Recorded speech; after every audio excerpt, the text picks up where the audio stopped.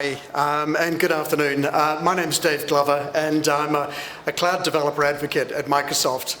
I'm actually based in Sydney, Australia, so it's a great pleasure to come up here to PyCon.KR, so thank you very much. So this session here is going to be around building an image classification system, and it's quite a few demos, and one demo has already unfortunately failed, but it's not too big an issue. No, I don't want to update the kernel.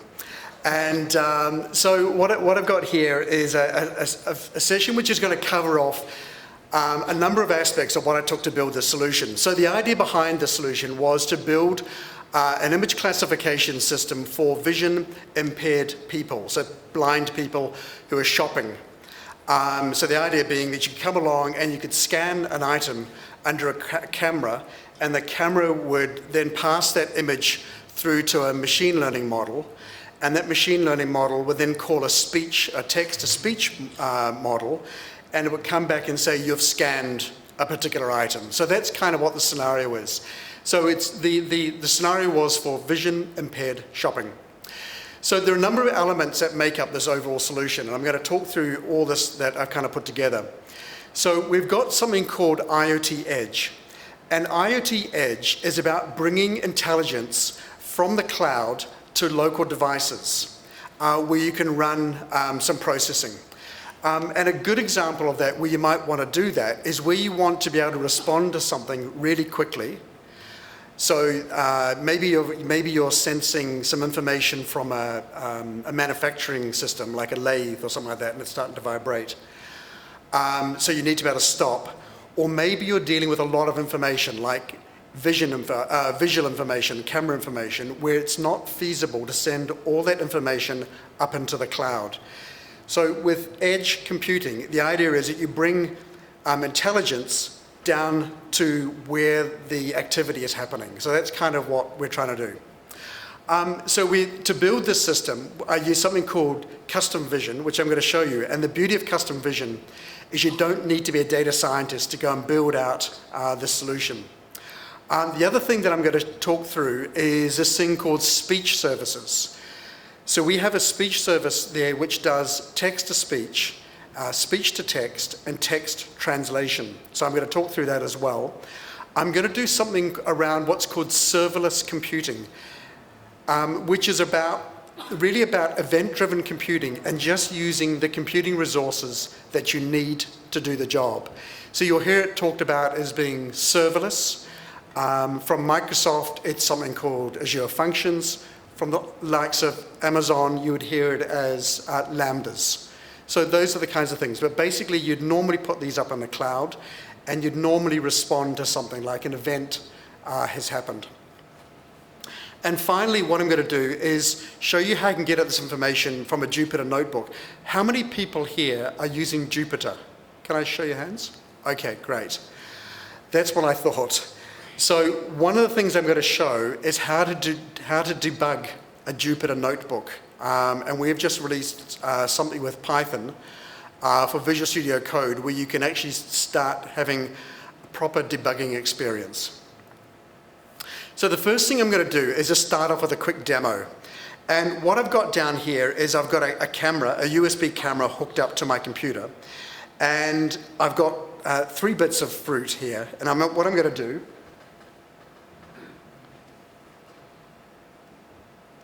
is hopefully it will work.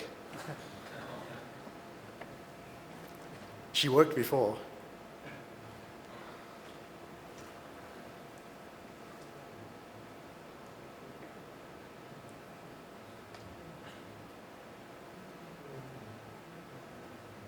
And now she's not going to work.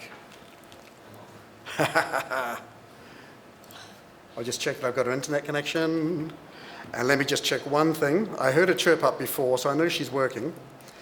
And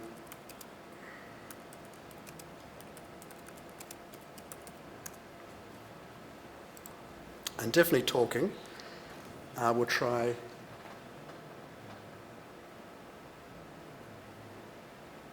I did wonder if it needed enough light. We'll try that.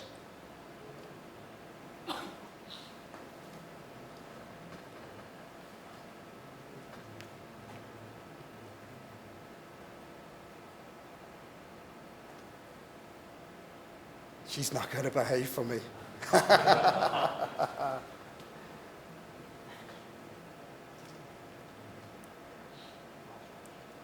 And this demo never breaks until now. Let me just try one more thing.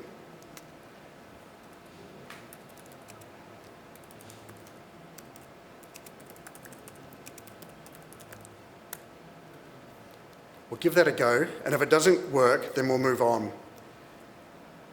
But it's a shame, because I heard her speaking before, so I know she works. And I refer to her as she because I'm using a female voice.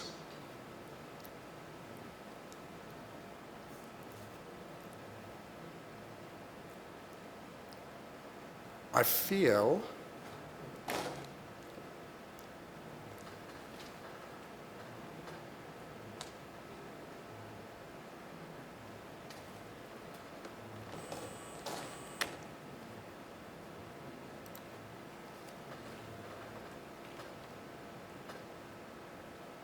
the demo gods aren't with me.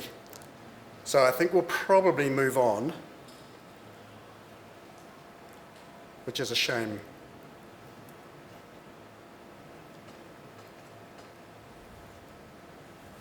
We'll just give it a little bit.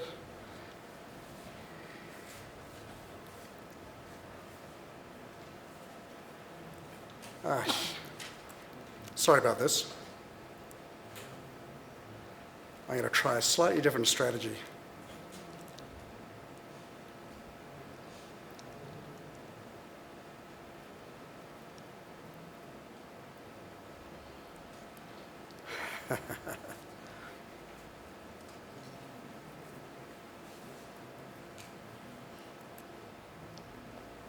It's all failing, which is great.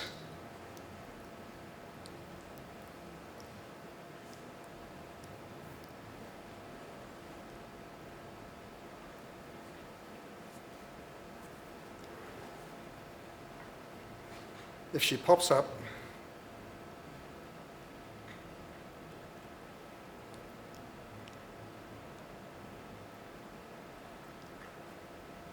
okay, I think I'll move on while it's trying to make up its mind. So what it should have done, which is a real shame that it didn't do this, is what it should have done is it would have picked up an image off the camera as it passed it to the model and then called a speech service and then displayed and then played out the speech. For whatever reason, it doesn't want to behave. So I think I will move on and we'll talk about the next part. Okay, so the way this works, if it did work, is I've got an OpenCV Python application which is running, which is basically capturing images off the camera, and then it's sending a message, that image, to the image recognition module, and that module then is saying, this is an apple, or this is an orange, or this is whatever type of fruit it is. And then what I'm doing is I'm calling a text-to-speech service, and that's returning back the speech. So that's kind of how this thing works. So the first thing I'm going to talk about is this thing called Custom Vision Service. And what it does, it's a service that we provide up in Azure, and fundamentally it is that we've built out and invested a significant amount of time in building reinforcement learning models. And the idea behind that is that you can come along and then add your last layer to that model, and you add the images to that. And it means that you can leverage all the learning that we've done and all the work that we've done to build these machine learning models, and then just add your bit of capability to it. So the beauty of it is you don't need to be a data scientist to make this work. And you can use an awful lot of it for free. So you can do about 5,000 images. You can train about 5,000 images for free, and you can do about 10,000 predictions free if you're calling out into the cloud. Now, if you move that model down into the local machine, then you don't have to pay anything at all. You're using that model that you've trained on the system. So what I'm going to do is jump over to this thing called Custom Vision. And in here, we've got a number of models that have been trained.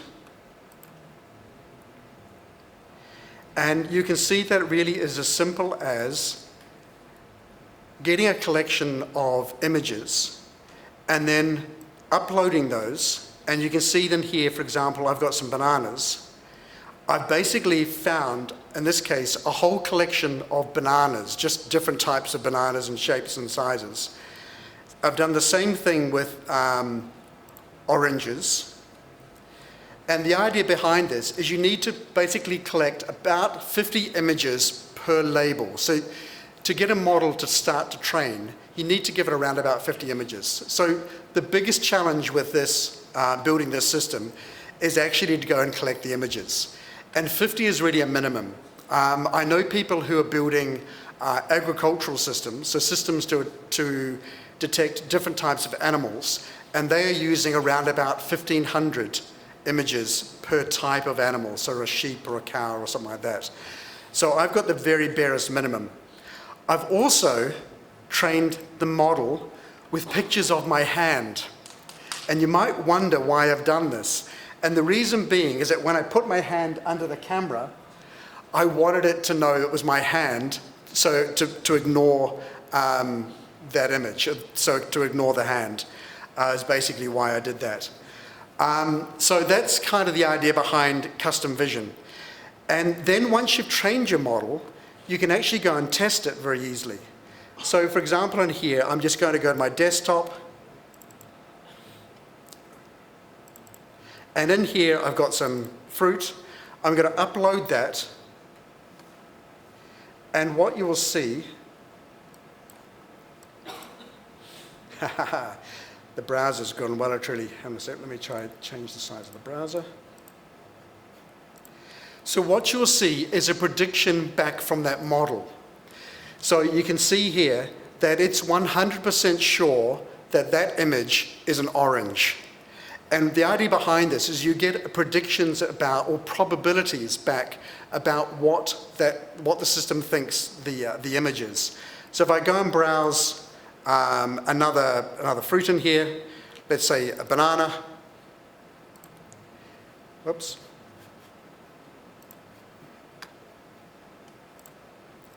We'll load that up, and you can see it's come back and it thinks that image is 100% sure that it's a banana.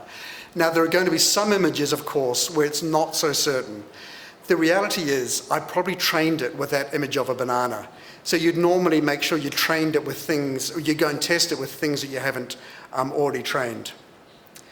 So I'm just going to close that. So once you've trained your model and you've been through that process, and you can get information about how well the model is working, you can then export that model. So what I can do here is I've clicked on export, and you can now export that model to different platforms. So you can export that model out as Core ML. So Core ML is basically the machine learning models that get used in an iPhone. You can export them out as TensorFlow, so for targeting Android. Onyx you could do out for Windows. And Docker, you can export out to Docker and then run that on any particular system. And we've also got another platform called Vision AI Kit that you can export this out to. And then you can basically say, am I going to export this out to a Linux container or a Windows container? And I'll export it out as Linux, and then I'll download it. Now, I've already downloaded and opened one of these up. Now, I'll just go and find this. And what you'll find is that when you export that Docker image, what we do is we export out a Python application. In fact, it's a Python Flask application.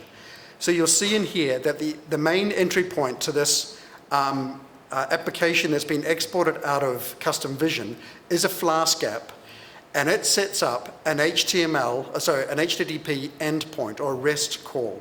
So then you can go and do posts, HTTP posts against it, and you could push in an image. So that's what you get. So you get a Python application, and you get this model here is this file is just predict.py, and it's a TensorFlow Python application. And this is where it's going to go and do the inference against the machine learning model. So that's kind of what's going on there. And then on top of that, it gives you the Docker file. So the beauty of this is it gives you everything that you need to go and create this solution for Docker. And what I'm going to do now is I'm going to browse the Docker. In fact, I'll just come down here, custom vision, and I'm going to start it. So I'm starting up. The gods already aren't with me for this for whatever reason.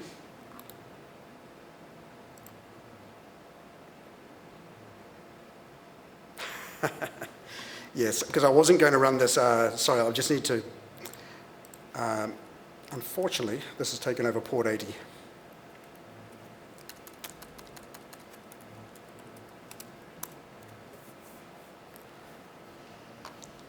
So what I'm trying to do is I'm trying to start up a Docker image which would expose port 80. So we'll give it one more go.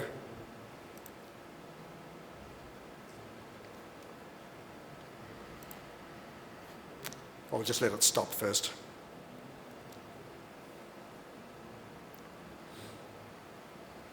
This is unfortunately the joys of having network problems. Right, we'll give that one more go.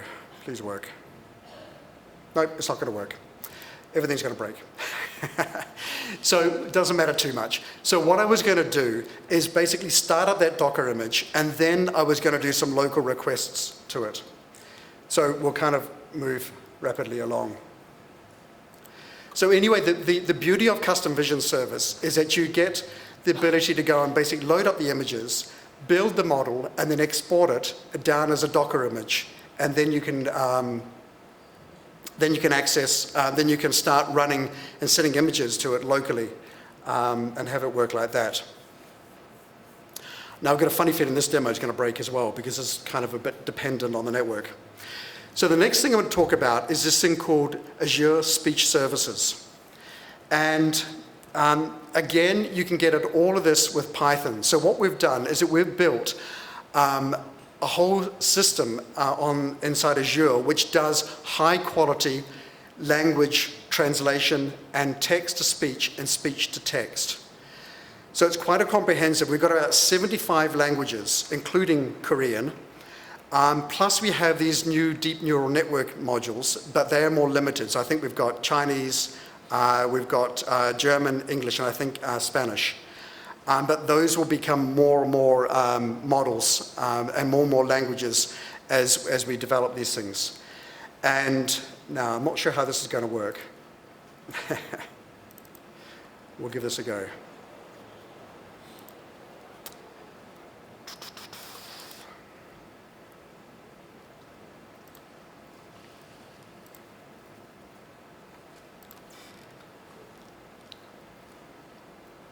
So what I've got here, I'll run it before I get too excited. Oh. Right, one demo works. Yeah, hey. Hey! Okay. So unfortunately, that's what that Raspberry Pi should have been doing, but unfortunately, I can't get it to connect to the internet. And that for whatever reason. So that's what that system should have been saying. So what I'm going to do is just step through the code, this Python code. And so this Python code is up on my DevTube blog, which you'll see at the end of the session.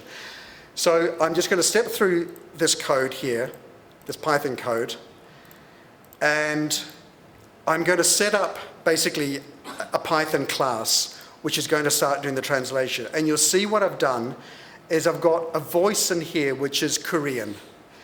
And then what I'm going to do now, and I've been promised, this is good, polite Korean. Is that polite Korean? Hopefully. And okay, so that said I've scanned a green apple, and had my demo worked, I would have magically had it say you've scanned a green apple.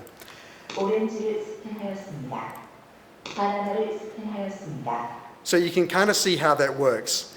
And the beauty of this is I can come along here, and let's say I can drop out the Korean in this case. I'll just let it default. And then I'll say something along the lines of, T2 s.play, and it could be, hey, my demo worked. And we'll comment out those. And then we'll rerun it.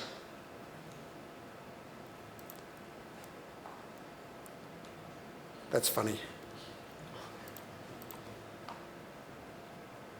That would help if I didn't comment that out. Someone's sitting there saying he's commented that out, and he's going to find that out in a moment.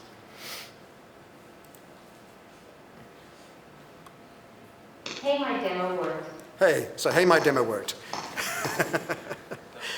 So that's what you can do. Now, just to kind of give you a bit of a sense of what's going on for this, if I just rerun this again, and we'll just step through the code, and in this time what I'm going to do, I'm going to step into it, and you can see what I'm doing is I'm doing some optimization around this. So what I'm doing is, because this is a standard sentence that I've got from Azure before, what I can do is I'm going to see if it's cached. And yes, it's cached on the disk, and so I can pick up the cache file name, I can open the file, and then I can come down here, and then I can use Pygame, and I can actually play it. Hey, my demo worked. So with sentences and things like that, particularly when it's repeated, you don't always have to go off to the internet to go and grab that bit of audio. So that's kind of how the text-to-speech works. It's really simple to work. You get about 5 million characters per month for free to go and use that service. Okay, so I'll jump back over here. And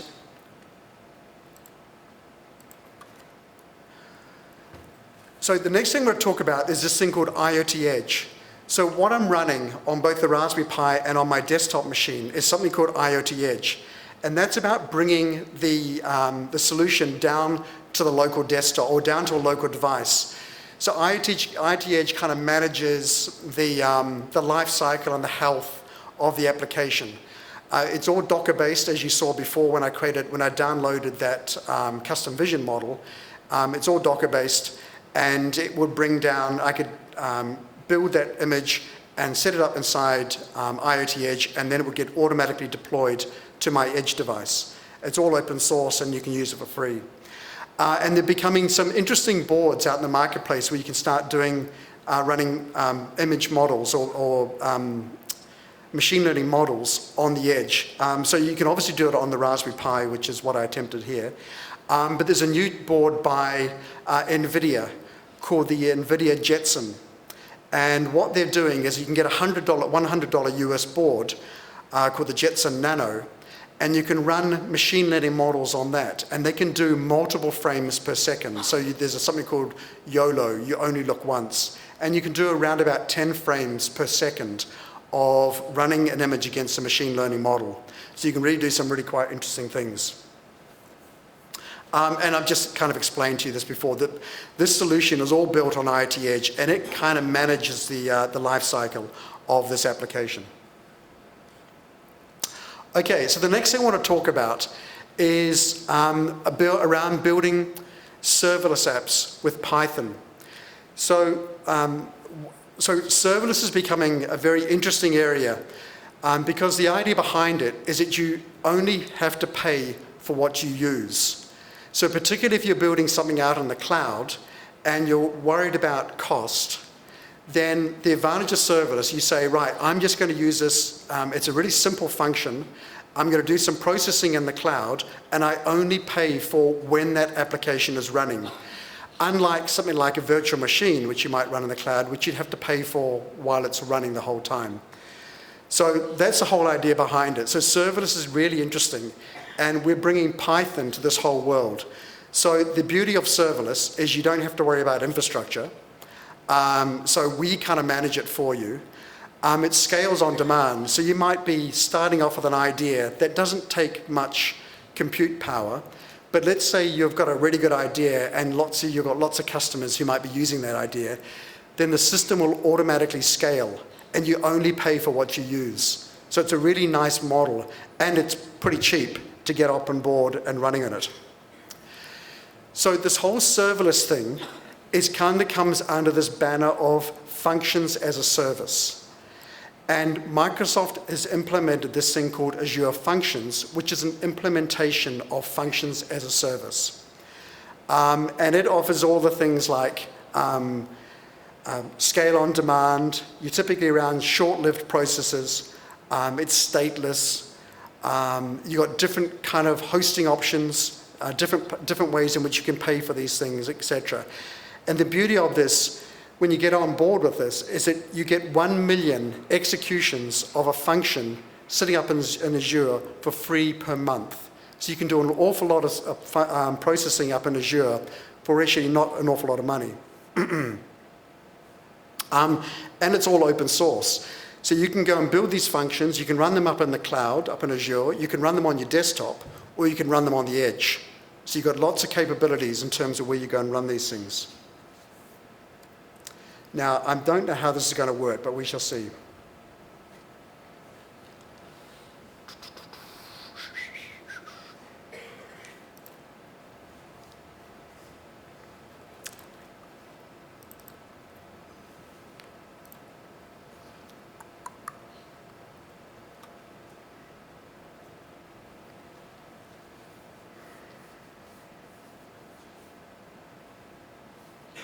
Hang on a second.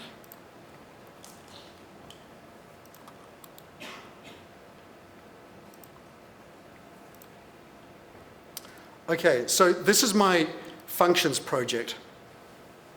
And you'll see in here, sorry, that's a wrong.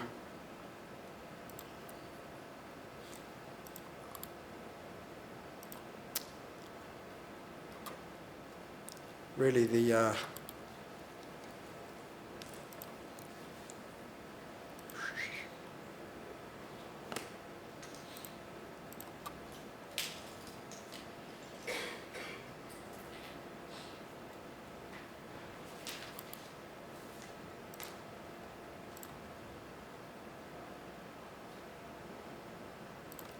sorry about this.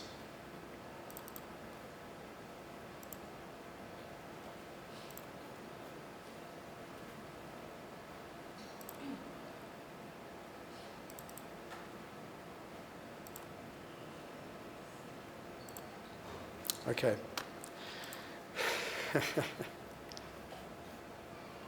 Right. So what I'm going to do, so the way that would work is that you would have a bit of Python code which would execute based on an event that's coming through. And what that function would do is it would go and update. So when it scanned an image, it would go and update a table sitting up inside Azure storage. And what I'm going to do is open up a Jupyter notebook.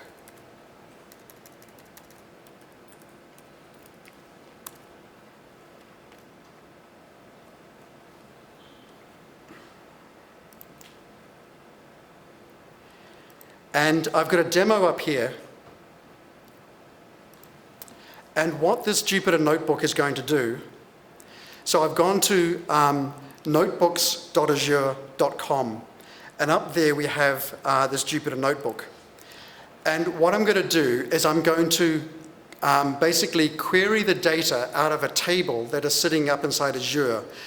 So what happened is that the data got picked up by the camera, the function executed and updated a table inside Azure. And then what I'm going to do now is get that data and basically create a simple chart out of it. So I'm going to run this first cell.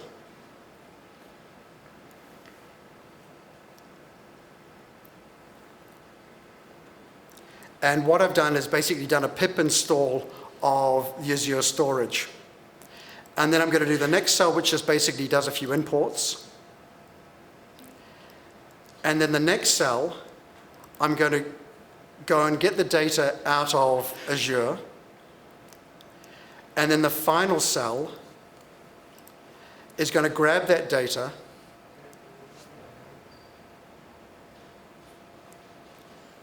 and show me a plot of it. Still building a cache.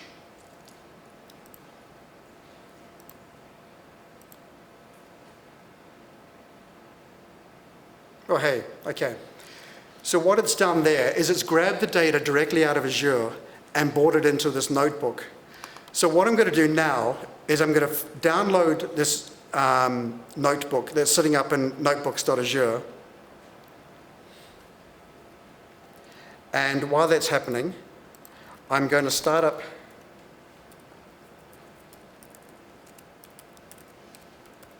Jupyter Notebook. I'm just going to run that in the background. So I downloaded that file, so it'll be in my downloads directory. And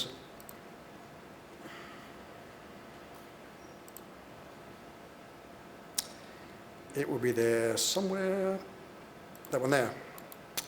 And I'm going to open that up from inside Visual Studio.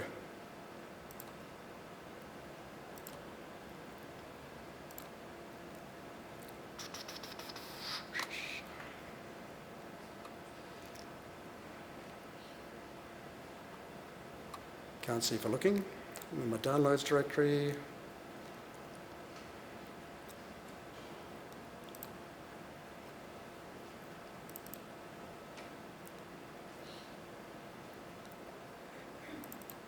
Right. Now what it's asking me to do is to import that into Visual Studio. So what I've got now is that notebook that I've downloaded from notebooks, the Jupyter Notebook server up in Azure.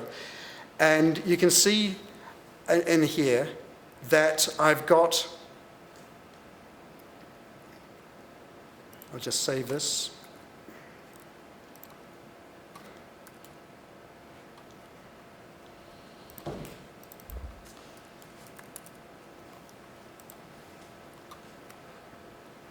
And now I've got the ability to step through a Jupyter Notebook.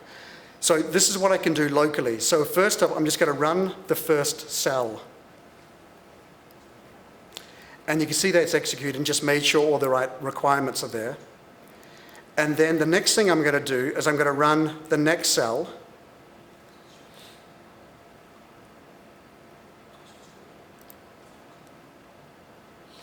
And that goes and gets the data.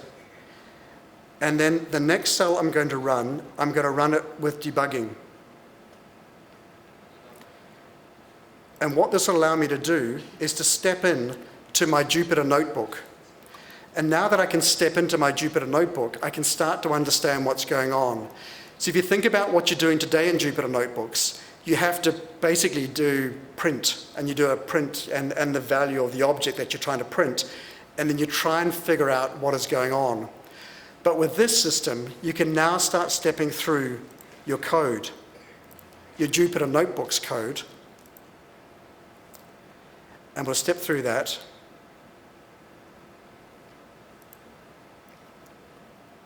And let's run the code in that notebook.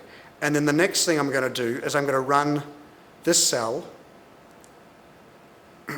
Excuse me. Let me just show I made sure I ran all that.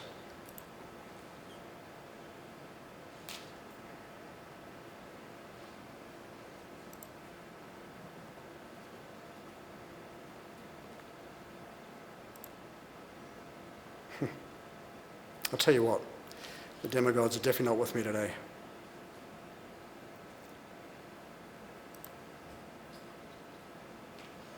Okay, so I'm rerunning all that.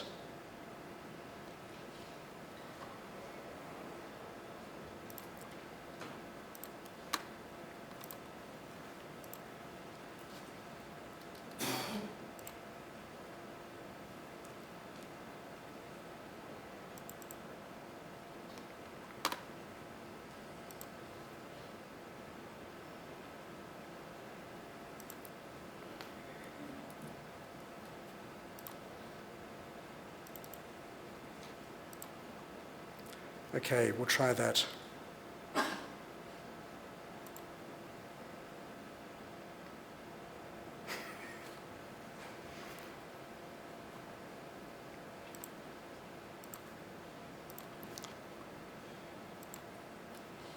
Sorry about this.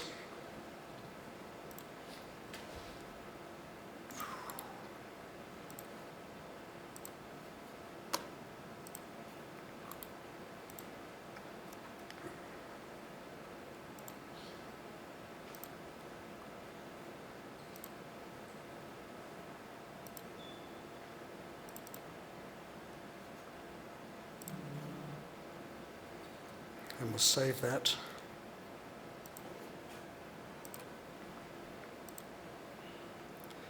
And we'll give this one more go. This is one more thing I want to show you.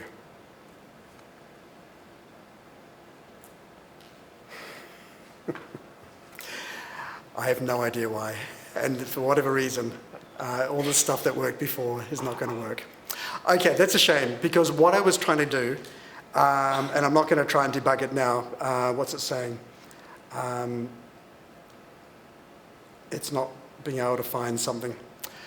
So what you could do is that this would bring up a plot. So it would have shown that same plot that was inside Jupyter Notebooks.